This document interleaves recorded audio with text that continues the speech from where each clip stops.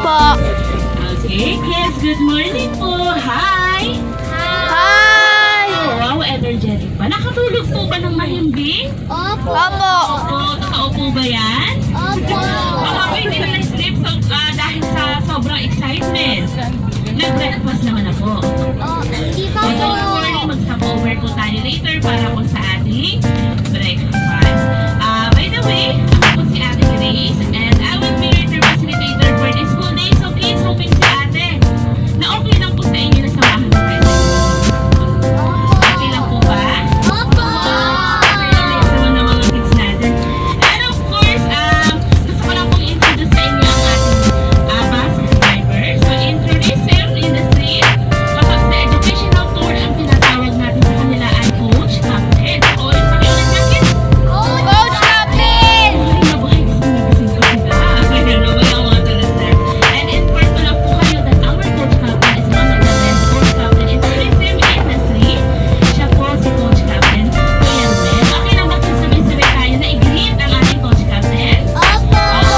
Sabay-sabay tayo to say, good morning and thank you po, coach captain. Once we go.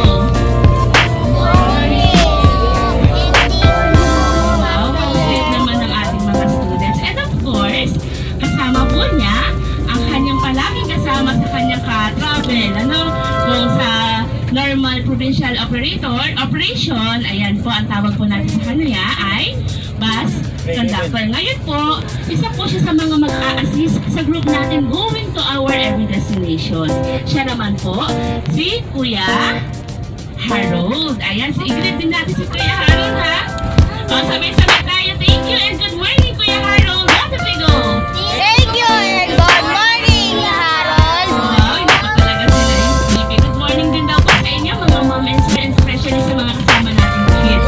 And of course, gusto ko lang din kayong bigyan ng chance para pasalamatan ang mga punong abala sa EDUC Tour. So sila po yung mga reasons dahil sa ating fruitful, successful na field trip in the school year. By the way, kids, sino-sino ba sila? Siyempre, ang ating mga teachers. Ayan. Sino-sino po ba yung mga teachers na kasama natin sa bus number 2? Bus 2 ba tayo? Sure kayo? Okay, kala ko bus 3 eh. Okay. So, si teacher Nika. Sino ba po, teacher? Shara, teacher? Justin at si teacher? Angelo. Angelo? Teacher?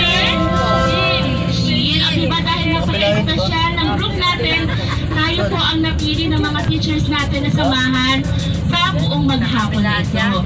So alam ko, excited na tayong i-greet and na-acknowledge ang mga teachers natin, kids. Okay, so sabay-sabay po tayo to say thank you and we love you, teachers. What if we go? Thank you very much, you teachers. Gusto naman po natin ang ating mga teachers. Okay.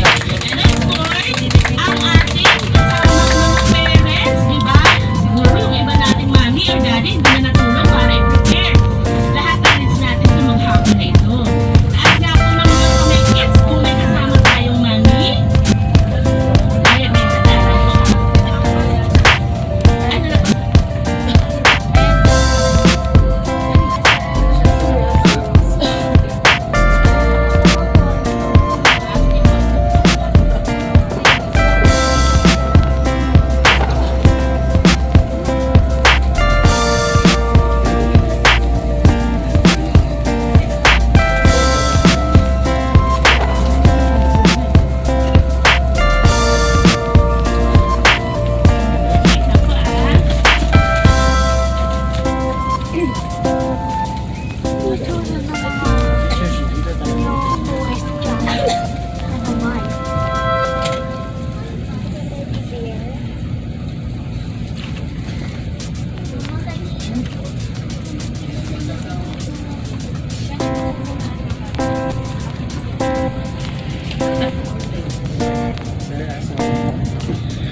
Ayan, kids ha?